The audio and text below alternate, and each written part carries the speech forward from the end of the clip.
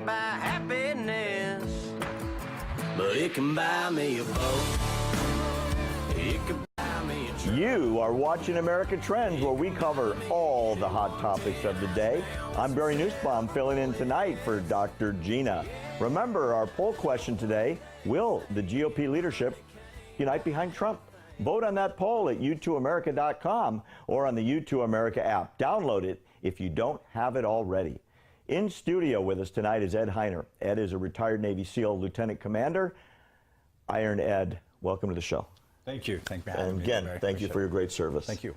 So, we've been talking about military. Yep. We've been talking about women in military. In fact, last time you were here, we had that discussion. And since you were here, I had someone on the show that you may know, Marine Captain Jackie Atkinson was here, who led battle-hardened troops in Iraq on a number of tours. Right.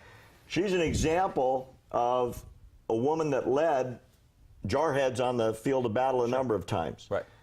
Has your opinion changed about women in combat? Well, it's not women in combat. I think we're talking about special operations forces. And for us, you know, we've done a lot of analysis on this. I mean, it's not our first rodeo on it.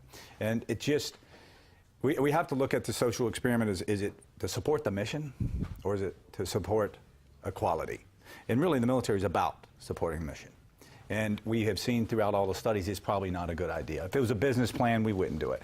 And trust me, my wife, you know, I've discussed this with her, all my family members. You know, I'm not, you know, a sexist guy. We have seen the data. We know it's not going to work. Okay, so. And that's just speaking for me. I can't speak for the whole force. You're an expert. You've been there, done that, and not only are you battle-hardened, but, you know, as many people know, you trained the SEALs. That's right. So you became a SEAL trainer, an expert of the other warriors that followed behind you. Right.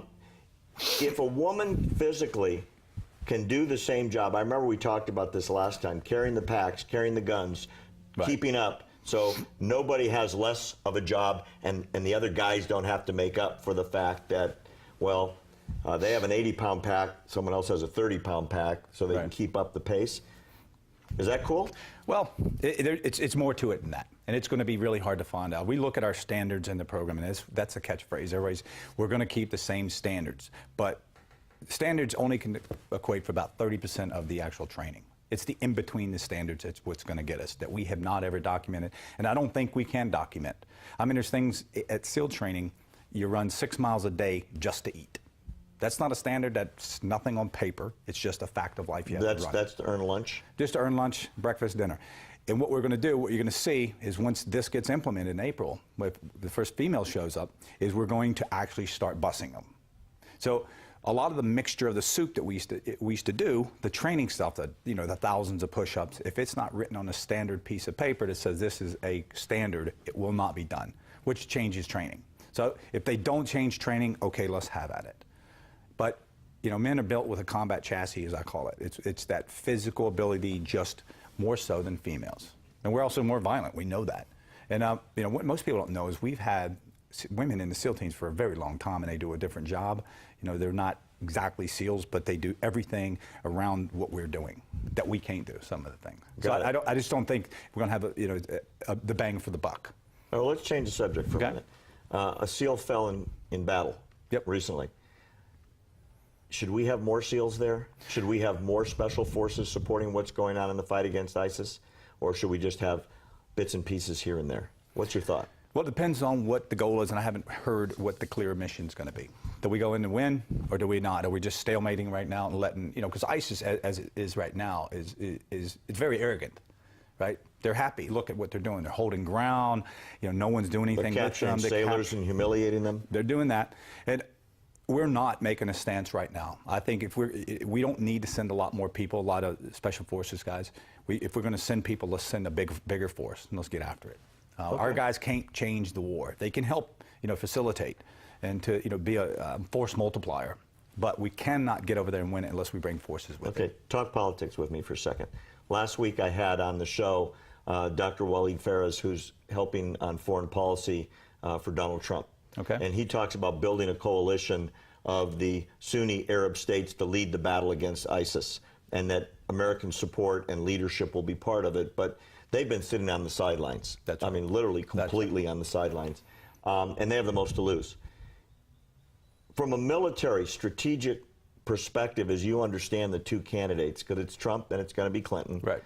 who do you think is going to be better for defense posture of the United States and defense of the United States starting next year? Well, I don't think there's a question, really. I mean, I think if it is Trump, I think he's more aggressive. He's going to come up with a plan, let his generals, his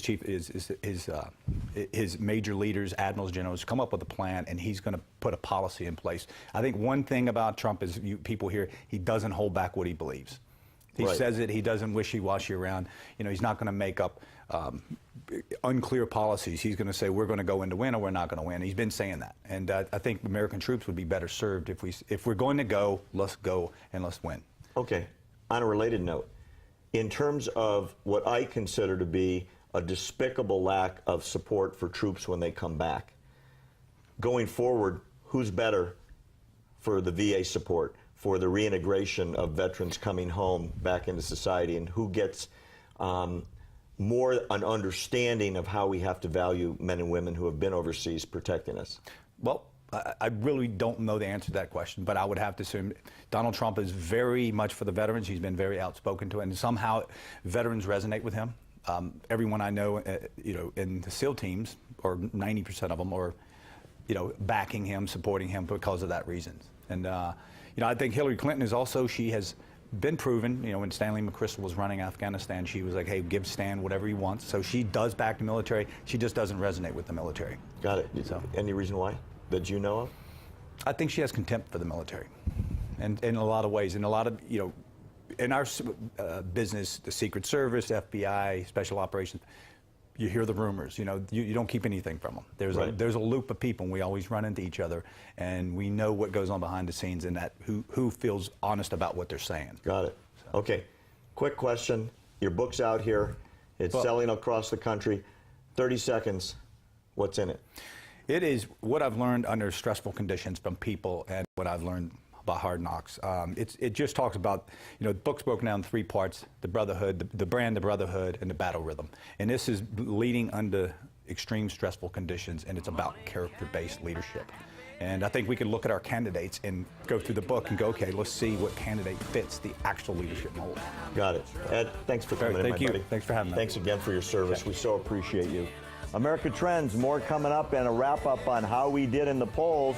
Don't you go away, and you better vote or you can't watch my results right after this.